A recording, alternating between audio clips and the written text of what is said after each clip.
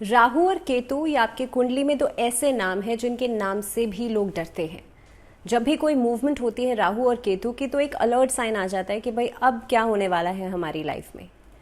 और कई लोगों को ऐसा लगता है कि राहु हमेशा जहाँ पर भी बैठेगा आपको नेगेटिव या नकारात्मक परिणाम ही देगा, लेकिन ऐसा होता नहीं है। देखिए, राहु और केतु दोनों ही शैडो प्लैनेट्स हैं, दोनों ही छाया ग्रह हैं। और जिस भी प्लैनेट के साथ बैठते हैं, अगर किसी अच्छे भाव में अच्छे प्लैनेट के साथ बैठे हैं तो वो उसकी अच्छाइयों की तरह एक्ट करने लगता है, because it is a shadow planet. दूसरी बात, राहु अगर आपके केंद्र में बैठा है, किसी अच्छे प्लैनेट के साथ बैठा है तो आपको अच्छे परिणाम देगा। राहु अगर आपके 11th हाउस में बैठा है, लाभ स्थान में बैठा है, तो आपको बहुत अच्छे परिणाम देगा। आप लग्जरीज को भोगेंगे, इसके अलावा आपके पास फाइनेंसेस बहुत बढ़िया होंगे। तो ये कुछ परिणाम है जो कि राहु के इन भावों में होने से आपको मिलते हैं। अब आज ये सब बातें मैं आपसे इसलिए कर रही हूँ क्योंकि देखिए, राहु ट्रांजिट करने वाले हैं इस साल के अंदर। इससे पहले राहु ने ट्रांजिट किया था 17 मार्च 2022 को, जब मेष राशि में आ गए थे। और अब राहु जाने वाले हैं मीन राशि में 30 अक्टूबर 2023 को। दूसरी बात यह है कि क्योंकि वक्री चाल चलते हैं, राहु और केतु दोनों ही हमेशा उल्टी चाल, हमेशा रेट्रोग्रेड अवस्था में रहते हैं, तो इसीलिए मेष से मीन में जाएंगे। मीन जो है जुपिटर की राशि है, बृहस्पति की राशि है, मेष राशि मंगल की राशि है। अब बृहस्पति की राशि में जाकर के राहु क्या परिणाम देंगे, एक तो ये देखना बहुत ज़्यादा ज़रूरी है। दूसरी बात कि यहाँ पर एक युति बनी हुई थी लंबे समय से। आपको याद होगा 22 अप्रैल को एक युति बनी थी जब बृहस्पति मेष राशि में आ गए थे।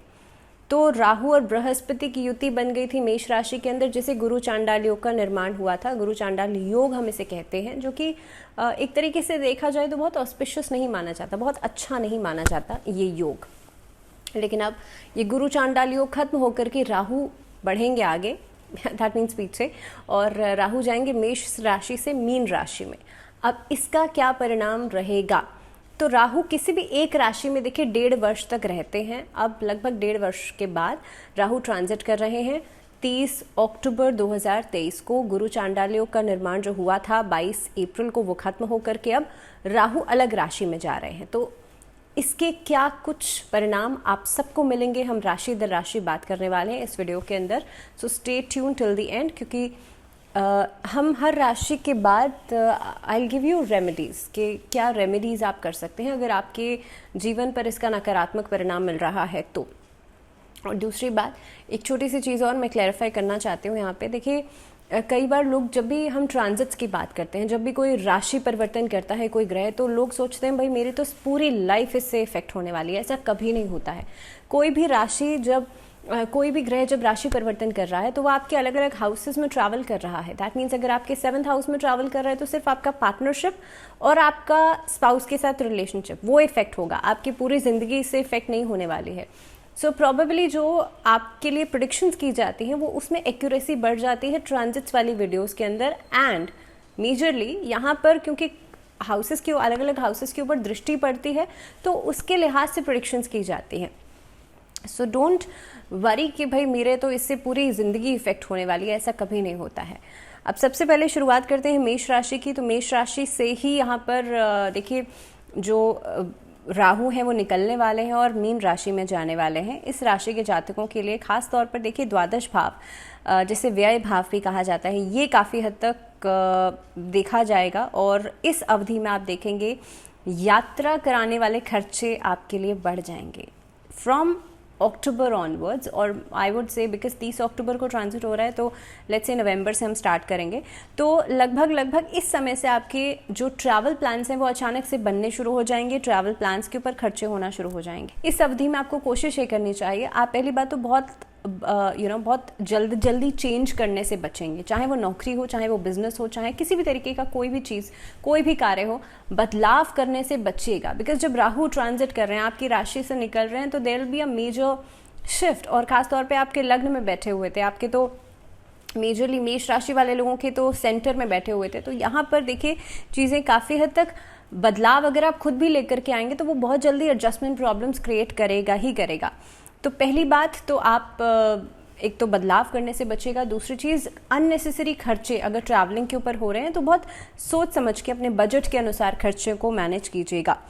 दूसरी बात यह है कि इस अवधि में कार्यस्थल पर आपके जो शत्रु हैं वो टकराव का मौके नहीं छोड़ने वाले हैं। सो कॉम्पिटिटर से थोड़ा सा सावधान रहना है। इस अवधि में जितना हो सकता है वाहन चलाते समय सतर्क रहिएगा।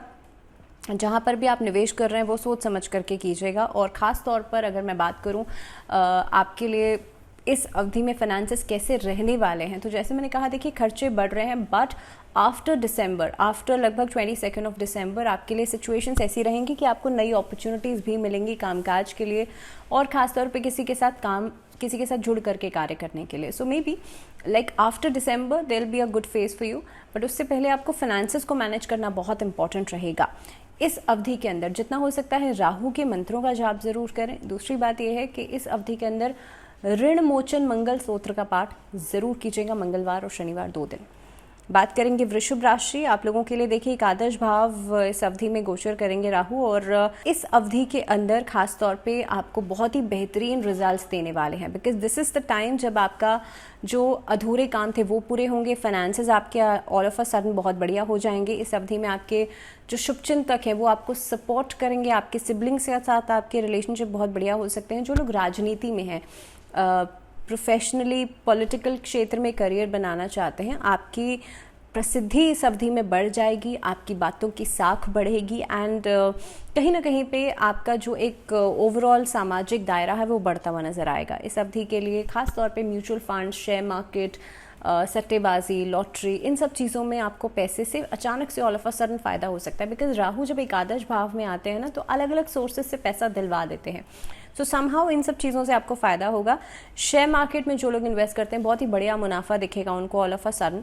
साहस और पराक्रम में वृद्धि होगी, जिसकी वजह से रिस्क वाले काम करने के लिए भी आप आगे बढ़ेंगे। सो कहीं ना कहीं पे ये टाइमिंग खास तौर पे टूरिज्म सेक्टर से जुड़े हुए लोगों के लिए भी बहुत शानदार रहेगा। जो ट्रैवल करते हैं, ट्रैवल व्लॉग्स बनाते हैं, उनके लिए, जो डिजिटल मार्केटिंग से जुड़े हुए हैं, IT सेक्टर से जुड़े हुए हैं, और आजकल जो AI चल रहा है उससे जो लोग जुड़ रहे हैं, या नए नए बच्चे जो इस फील्ड में कोर्सेज कर रहे हैं, उनके लिए ये समय बहुत अच्छा रहेगा, बहुत प्रोडक्टिव रहेगा। यू विल गेट जॉब्स, आपके लिए हाई सैलरीज इस अवधि में आपको मिल सकती हैं। सो इन ऑल वृषभ राशि वाले लोगों के लिए तो बेहद खास रहने वाला है। अब बात करते हैं मिथुन राशि और बुध की इस राशि के लिए ये राहु का ट्रांजिट कैसा रहेगा। 10th हाउस मेजरली आपका इफेक्ट होगा, जो कि कार्यस्थल को प्रभावित करेगा। इस अवधि में आप लोग देखेंगे काम करने से पहले चैलेंजेस या कठिनाइयां बहुत सारी आएंगी, लेकिन सफलता भी मिलेगी। और मेजरली बात तो यही होती है ना कि भाई आप मेहनत कर रहे हैं, बेशक से थोड़ा समय लग जाए, लेकिन आप सक्सेस को बिल्कुल अचीव कर लें। This is the main target, और वो चीज़ पॉसिबल हो पाएगी लेकिन कुछ समय बाद। इस अवधि में कार्यस्थल पर आपके शत्रु हालांकि आपको परेशान करेंगे, वो आपके कामकाज के बीच में ऑब्स्टैकल्स लेकर के आ सकते हैं, लेकिन खास तौर पर पारिवारिक स्तर से आपको एक सपोर्ट मिलता हुआ नजर आता है। राहु के प्रभाव से हालांकि पारिवारिक जीवन में आफ्टर 26 ऑफ नवंबर कलह कलेश भी आपको नजर आएगा। कलह कलेश भी हो सकता है, पारिवारिक जीवन को लेकर के एक टेंशन, एक एंग्जाइटी लेवल जो है वो आपको परेशान कर सकता है।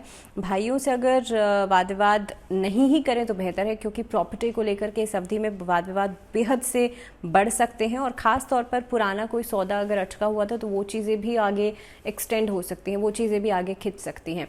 सो ये जो टाइम रहेगा मिथुन राशि वाले लोगों के लिए, खास तौर पर आपके पारिवारिक जीवन में आपको बहुत ज़्यादा ध्यान देना है। दूसरी बात कि इस अवधि के अंदर कोई भी कार्य है उसमें आप पीछे सेटबैक नहीं करेंगे, डिलेज नहीं करेंगे। दूसरी चीज़ के कंसिस्टेंसी बहुत इंपॉर्टेंट है। अगर आप किसी भी काम को एक अटेम्प्ट में छोड़ देंगे, ये स्टूडेंट्स के लिए भी रहेगा, एक अटेम्प्ट में छोड़ देंगे तो हो सकता है आपको सक्सेस नहीं मिल पाएगी। You have to try, you have to be consistent with your work. मिथुन राशि वाले जो लोग हैं, आप लोगों के लिए कोशिश ये कीजिएगा कि आप लोग विष्णु सहस्त्र नाम का पाठ नियमित रूप से करें, और इस अवधि के अंदर चंद्रमा, जब पूर्णिमा तिथि आएगी तो चंद्रमा को अर्घ, चंद्रमा को जल जरूर दीजिएगा। कर्क राशि वाले लोगों की बात कर लेते हैं। आपके लिए भाग्य स्थान प्रभावित होगा, यात्राओं का योग बनेगा, वहां से फायदा हो सकता है। इस अवधि में साहस पराक्रम जो है उसके बलबूते पर आप बहुत सारे काम अपने कर लेंगे। इस अवधि के अंदर व्यापारी वर्ग को खासा मुनाफा होगा, और अटके हुए आपके जो काम थे, लंबे समय से जो अटके हुए थे, वो पूरे हो सकते हैं। वैवाहिक जीवन जो है उसमें कहीं ना कहीं पे आप अगर बहुत ज़्यादा उम्मीदें लगाएंगे तो कष्ट ज़रूर होगा, लेकिन काफ़ी हद तक एक लंबे समय बाद कोई डिसीजन मेकिंग आप कर सकते हैं। लव रिलेशनशिप्स के लिए भी सेम चीज़ रहेगी। आप लोगों के लिए छोटी मोटी इश्यूज आ सकते हैं, लेकिन ऐसा कोई मेजर इशू नहीं दिखाई देता है। इस अवधि में एक खास बात आपके लिए रहेगी, आपके अंदर आलस से, यानी कि बहुत ज़्यादा लेजीनेस दिखाई देगी। तो आलस्य को त्याग कर अगर अपने लक्ष्य के ऊपर फोकस करेंगे तो आपके जो सही समय पर होने वाले कार्य हैं वो सही समय पर होंगे और आपको सफलता दिलाएंगे। लेकिन अगर आपने थोड़ा सा भी डाइसीनेस दिखाई, थोड़ा सा भी लेजीनेस दिखाई अपने कामकाज में, तो आपके लिए प्रॉब्लम्स बढ़ सकती हैं। कर्क राशि वाले लोगों को भगवान शिव की आराधना नियमित रूप से करनी चाहिए। इस अवधि में नमः शिवाय का जाप आपको नियमित रूप से करना चाहिए और हो सके तो पंचमुखी रुद्राक्ष धारण कर लीजिएगा। बात करते हैं सिंह राशि। सिंह राशि वाले लोगों के लिए 8th हाउस और अष्टम भाव में जब राहु आते हैं तो आर्थिक स्थिति खराब करते हैं। आर्थिक स्थिति खराब करने के साथ साथ सेहत पर भी इसका असर होता है। पैसे की किल्लत आती है और आप गलत चीज़ों में पैसा इन्वेस्ट करते हैं। आपकी जो सोच है वो थोड़ी सी डाइवर्टेड हो जाती है। स्टूडेंट्स को इस अवधि में बहुत ज़्यादा सावधान रहना है, अपने वाणी के प्रयोग में सावधानी बरतनी है और ख़ास तौर पर आप देखेंगे इस अवधि के अंदर आप किसी से कुछ ऐसा नहीं कह दें जिससे कि आपके जो बहुत करीबी लोग हैं वो भी आपसे नाराज़ हो जाएं, उनके साथ भी आपका रिश्ता ख़त्म हो जाए। तो अपनी जो दायरा है, अपना जो बाउंड्रीज हैं उसे आप समझें और वहीं पर ही आप संयमित रहेंगे तो आपके लिए बेहतर रहेगा। इस अवधि के अंदर अगर आप पैसे में कोई भी डील्स करते हैं, बड़ी अमाउंट की कोई डील्स करते हैं, तो उस मामले में पैसे को लेकर के किसी के ऊपर भी अंधा विश्वास नहीं कीजिएगा। वहाँ पर पैसा डूब सकता है, कोई आपको धोखा दे सकता है। अपनी माता की सेहत का ज़रूर ध्यान रखिएगा और ख़ास तौर पर देखिए सिंह राशि वाले लोगों के लिए बहुत ज़्यादा ज़रूरी है इस अवधि में अपने विल पावर को बढ़ाएं, अपने फोकस को बढ़ाएं। उसके लिए एक तो त्राटक क्रिया ज़रूर कीजिएगा, योग का सहारा ज़रूर लीजिएगा, मेडिटेशन ज़रूर कीजिएगा। आप कई लोग कहते हैं कि भाई हमसे मेडिटेशन नहीं हो पाता है। आप एटलीस्ट पूरे दिन भर में से 5 मिनट निकाल सकते हैं। मेक श्योर कि वो मॉर्निंग में निकालें, सुबह के समय निकालेंगे। अर्ली मॉर्निंग जब आप सो करके उठते हैं, आपको बेड से नहीं उठना है। You just have to be there on the bed for 5 minutes and you have to focus on your third eye chakra. सिर्फ और सिर्फ इतना कीजिए, बाकी आप अपनी सांसों पर ध्यान केंद्रित कीजिए और बाकी सारी चीज़ें अपने आप होती चली जाएंगी। मन को शांत करने का कोशिश कीजिएगा। सिंह राशि वाले लोगों के लिए इस अवधि में गुस्सा करना बेहद नेगेटिव रिजल्ट्स लेकर के आएगा। हालांकि अगर मैं बात करूं करियर की, तो करियर में आपको अच्छे परिणाम ज़रूर मिलेंगे। कन्या राशि वाले लोगों की बात करते हैं। आप लोगों के लिए देखिए 7th हाउस इफेक्ट होगा। राहु जब 7th हाउस में आता है तो खास तौर पे आपके स्पाउस के साथ, आपके पार्टनरशिप्स में कहीं ना कहीं पे बहुत बढ़िया रिजल्ट्स नहीं मिलेंगे। सो आफ्टर नवंबर, फॉलोइंग नवंबर मंथ आपको नई पार्टनरशिप्स नहीं करनी है। इस अवधि के अंदर अगर आप शादी करने के बारे में सोच रहे हैं, आप विवाह करने के बारे में सोच रहे हैं, तो कोशिश कीजिएगा इन 2 महीनों को, 2 से 3 महीनों को आप अवॉइड करेंगे। बिकॉज कोई भी प्लैनेट जब बहुत अर्ली एज में होता है, जब ट्रांजिट करता होता है, तो उसके इम्पैक्ट जो रहेगा वो बहुत ज़्यादा रहेगा आपके ऊपर। और बाकी अगर प्लैनेट्स की भी मैं बात कर रही हूँ, एक ओवरऑल लमसम रिजल्ट्स की मैं बात कर रही हूँ, तो यहाँ पर देखिए आपको थोड़ा सा समय ज़रूर लेना चाहिए। दूसरी बात, अगर ख़ास तौर पर इस अवधि में पार्टनरशिप कोई डीलिंग करते हैं, ओवरसीज़ कोई डीलिंग करते हैं, तो वहाँ पर नुकसान होने के चांसेस ज़्यादा बनते हैं। इस अवधि के अंदर आप अपने स्वभाव में आलस्य को बिल्कुल भी नहीं आने दीजिएगा, क्योंकि आलस जो है आपके प्रॉब्लम्स को और ज़्यादा बढ़ा देगा। गलत संगति से बचिएगा और ख़ास तौर पर आप नए फ्रेंड सर्कल बनाने से बचिएगा। इस अवधि के अंदर may be you will be more inclined कि आप नए दोस्त बनाएं, आप नए रिलेशनशिप्स में जाएं। लेकिन ख़ास तौर पे ये जो टाइम पीरियड रहेगा, पुराने रिलेशनशिप्स ज़रूरी है, बेशक से रिवाइव हो सकते हैं, लेकिन कहीं ना कहीं पे नए रिश्तों की शुरुआत करना इस अवधि में बहुत बढ़िया नहीं रहेगा। किसी कानूनी मुकदमेबाजी से बच करके चलेगा। इस अवधि में नियमित रूप से शाम के समय, संध्या काल के समय हनुमान चालीसा का पाठ जरूर कीजिएगा। और जिन लोगों की अगर कोई मुकदमेबाजी, कोई लड़ाई झगड़ा चल रहा है, तो आप लोग कोशिश करें कि अपने जो फाइल्स हैं या जो भी डॉक्यूमेंट वर्क है उसको लाल कपड़े में बांध करके घर के नॉर्थ ईस्ट डायरेक्शन में रखिएगा और उसके ऊपर एक हनुमान जी की छोटी सी मूर्ति 8 इंच की साउथ फेसिंग में रख दीजिएगा। That means north east direction में ही आपको रखनी है, लेकिन जो मूर्ति है उसको साउथ की तरफ फेस करके रखना है। बात करते हैं तुला राशि। तुला राशि वाले लोगों के लिए 6th हाउस प्रभावित होगा और इस अवधि में आपके लिए बेहद खास, बेहद बेहतर परिणाम आपको मिलेंगे। पहली बात तो ये है कि जो भी आपके शत्रु हैं वो आपके अगेंस्ट में काम तो करेंगे, लेकिन वो उनका खात्मा अपने आप हो जाएगा। वो अपने आप ही आपकी एनर्जीज़ को देख करके डाउन में जाएंगे। इस अवधि में नौकरी में तरक्की होगी, आपके बिजनेस में मुनाफा दिखाई देता है, विदेशी कंपनियों के साथ आप व्यापार कर सकते हैं। आपकी खास तौर पे आय जो है, इनकम सोर्सेज जो हैं वो बढ़ेंगी। रिलेशनशिप के लिहाज से ये समय जो रहेगा वो बेहतर रहेगा। एंड ड्यूरिंग दिस टाइम आप देखेंगे कि आपके अंदर जो लीडरशिप क्वालिटीज़ हैं वो इन्हांस होंगी। आप किसी भी टीम को लीड कर सकते हैं, किसी कंपनी को लीड कर सकते हैं। राजनीतिक क्षेत्र में भी आपका यश, आपकी कीर्ति, आपका मान सम्मान बढ़ेगा। तो कुल मिलाकर के समय अच्छा है। तुला राशि वाले लोगों को कोशिश करनी चाहिए इस अवधि में गणेश भगवान की आराधना ज़रूर करें। हर दिन की शुरुआत गणेश स्तुति के साथ करें। वृश्चिक राशि, आप लोगों के लिए पंचम भाव इफेक्ट होगा, मिले जुले परिणाम आपको देगा। शेयर मार्केट में लाभ हो सकता है, वहीं पर आय के अलग अलग रास्ते खुलते हुए नजर आते हैं। स्टूडेंट्स को थोड़ा सा ध्यान देने की ज़रूरत है, क्योंकि राहु पंचम भाव में आते ही आपकी कन्फ्यूजन्स बढ़ेंगी, क्लाउडीनेस बढ़ेगी। साथ ही में संतान पक्ष को लेकर के भी चिंताएं दिखाई देती हैं। पिता के साथ मतभेद दिखाई देते हैं। इस अवधि में आप देखेंगे जो आपके छुपे हुए शत्रु हैं उनको भांपिए, उनको देखिए कि भाई सामने वाला अगर आपसे बहुत अच्छे से बात कर रहा है, that doesn't mean that he is your आपका शुभचिंतक है या आपका बहुत क्लोज फ्रेंड है। तो कोशिश ये कीजिएगा कि आप हर किसी पर आंख मूंद करके भरोसा नहीं करें। एंड इस दौरान अगर आप किसी को उधार लेने या देने के बारे में सोच रहे हैं या फिर आप निवेश करने के बारे में सोच रहे हैं, just be very careful. And during November and December, like December 26 तक आप इस चीज़ का बहुत ज़्यादा ध्यान रखिएगा। स्कॉर्पियोज के लिए इस अवधि में माँ लक्ष्मी की आराधना करना बेहद अच्छा रहेगा। और कोशिश कीजिएगा अगर कोर्ट कचहरी का कोई मामला है तो बजरंग बाण का पाठ ज़रूर करें। आगे बढ़ते हैं धनु राशि। धनु राशि वाले लोगों के लिए 4th हाउस यानी कि मदर हाउस में आपके लिए गोचर करेंगे। और इस अवधि में मानसिक शक्ति जो है उस पर आपको बहुत ज़्यादा सोचने समझने की ज़रूरत है। मानसिक रूप से कष्ट देने वाले कार्य हैं जो वो इस अवधि में ज़रूर होंगे। इसके अलावा बहुत ज़्यादा संघर्ष वाला समय ये रहेगा कार्यस्थल के हिसाब से, यानी कि आपके वर्क प्लेस के हिसाब से। इस अवधि के अंदर राजनीति से जो लोग जुड़े हुए हैं उनके लिए मुकदमेबाजी हो सकती है। मदर की हेल्थ को लेकर के ज़रूर कंसर्न रहिएगा। इस अवधि के अंदर अगर आप परिवार के साथ कहीं घूमने फिरने जा रहे हैं तब आपका मन हल्का ज़रूर हो सकता है, लेकिन पारिवारिक जीवन में बहसबाजी से बचेगा, उसकी वजह से एंग्जाइटीज़ बढ़ेंगी।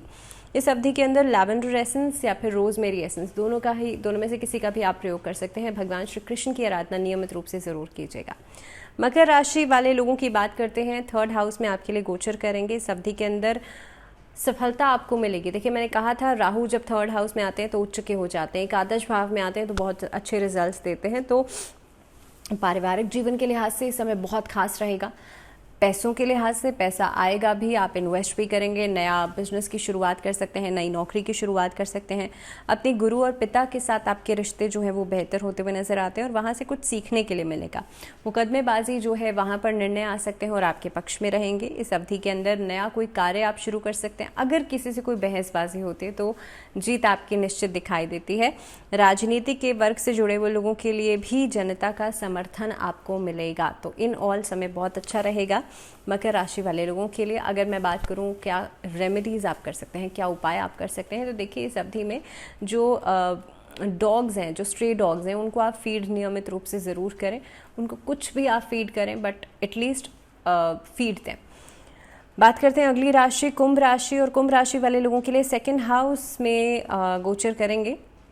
आपका कुटुंब खास तौर पे इस अवधि में प्रभावित होगा। जो संचित धन है, जो इकट्ठा किया हुआ धन है, वहाँ पर आपको विचार करने की ज़रूरत है। इस अवधि के अंदर आप देखेंगे परिवार से जुड़ी हुई बातों को लेकर के तनाव हो सकता है। इस अवधि में परिवार के किसी व्यक्ति की सेहत को लेकर के तनाव परेशानी आ सकती है। धन खर्च भी होगा, लेकिन नए बिजनेस की, नए किसी कार्य की शुरुआत भी आप लोग कर सकते हैं।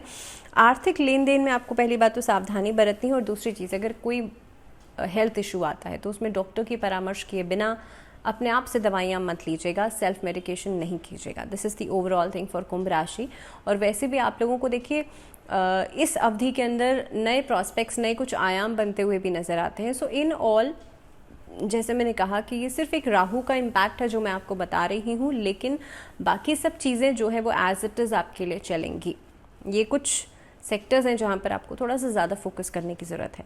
कुंभ राशि वाले लोगों के लिए छोटी सी रेमेडी ये रहेगी, आप नारायण कवच का नियमित रूप से पाठ कीजिएगा और सूर्य को अर्घ ज़रूर दीजिएगा। मीन राशि आपके लिए आप ही की राशि में, क्योंकि ये आ रहे हैं, राहु आपका लग्न प्रभावित होगा और इस अवधि में आपको काफ़ी ज़्यादा आलसी कर सकते हैं, आपको आपके लक्ष्य से भटका सकते हैं।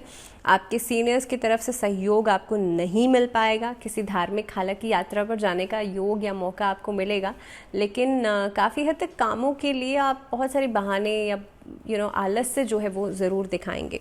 हालांकि जो स्टूडेंट्स हैं उनके लिए भी ये समय थोड़ा सा स्ट्रगलिंग रहेगा, थोड़ा सा चैलेंजेस वाला रहेगा, क्योंकि आप जो सोच रहे हैं उसको करने में, देखिए कहने में और करने में जाहिर सी बात है फ़र्क होता है, लेकिन इस अवधि में करने में और ज़्यादा फ़र्क आ जाएगा। बिकॉज जैसे मैंने कहा, राहु जब आपके सेंटर ऑफ योर चार्ट प्रभावित करेंगे ना, तो वो बहुत सारी ऐसी चीज़ें लेकर के आएंगे, आपके प्रोसेस को, आपके सिस्टम को बिल्कुल स्लो कर देंगे। तो आपको थोड़ा सा केयरफुल रहने की ज़रूरत है। इस अवधि के अंदर किसी भी नए रिलेशनशिप में नहीं पड़े, खास तौर पर लव रिलेशनशिप्स में। नए किसी रिलेशनशिप में आना आपके लिए प्रॉब्लम्स लेकर के आएगा, डिप्रेशन लेकर के आएगा। हो सकता है 1-2 महीने फ्लिंग्स रहेंगे, लेकिन उसके बाद चीज़ें डाउनफॉल में जाना शुरू होंगी, आपके लिए एंग्जाइटी, स्ट्रेस बढ़ना शुरू होगा। सो इन ऑल मीन राशि वाले लोगों को भी सावधान रहना है। अगर मैं बात करूं उपाय की, तो आपको कोशिश करनी है विष्णु चालीसा का पाठ नियमित रूप से ज़रूर कीजिएगा, और ख़ास तौर पर इस अवधि में आप लोग सूर्य को अर्घ्य ज़रूर दीजिएगा और अपने माथे पर लाल चंदन से तिलक ज़रूर लगाइएगा। इसी के साथ इस वीडियो में फ़िलहाल इतना ही, दीजिए इजाज़त, लेकिन आप लोग जुड़े रहिए इस चैनल के साथ। अगले वीडियो तक अपना ध्यान रखिए ढेर सारा। नमस्कार।